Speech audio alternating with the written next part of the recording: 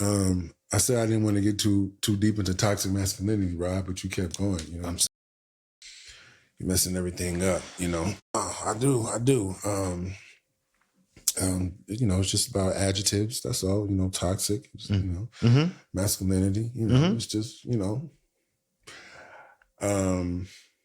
but I think toxic masculinity is a thing. I understand where you're coming from, but I think unchecked masculinity is toxic, or the idea of like anything can be toxic. Right. You know what I'm saying? I agree. Anything, like you were saying about the water, like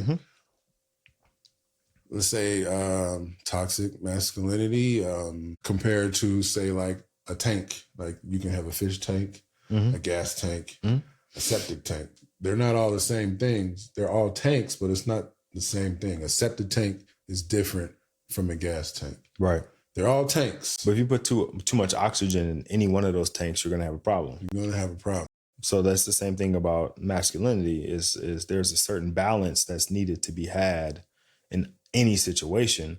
And I think we've had this swing, or not now, but we had this swing of stoicism and toughness and like no need to share emotions, and partially our fault and partially societal, right? Like it just is what it is. And we fell into it and we like doubled down on it.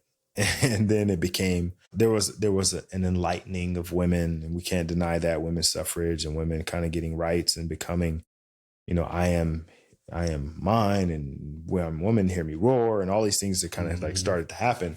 And so they kind of realized like they were being marginalized and put into a box, and their immediate enemy was these thoughts of masculinity, right? And so masculinity was villainized. And what do we do to combat that? Give more masculinity, right? Like that's the only thing, right? If left is wrong and I'm left, all I can give you is more left. So I'm not going to be right. I'm just gonna give you more left. And then eventually you'll think that left is okay, right? Like I just give, because I'm not capable of giving you right? So just give you more left. And then the more left I give you, the more toxic that feels to you. And the more voice that you gain as people start to feel it too, now it becomes a thing where it's an act, like I say, a buzzword where like now every woman will say toxic masculinity. Right. Yeah. Where in reality, not all of them were feeling it. Some of them were like, oh man, I really like when my man is like this. Or I really like him being courageous. And because here's the thing, if we think about like the masculine careers, right?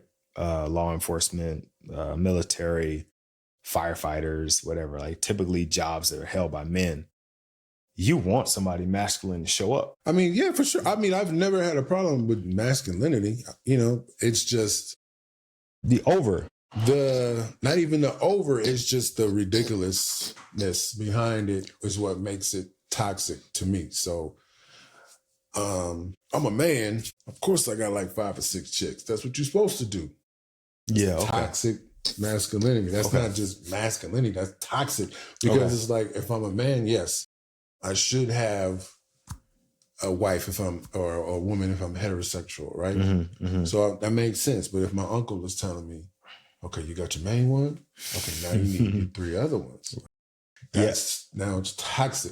Yeah, you know what I would say to that is I don't think that's masculinity. I think that's insecurity.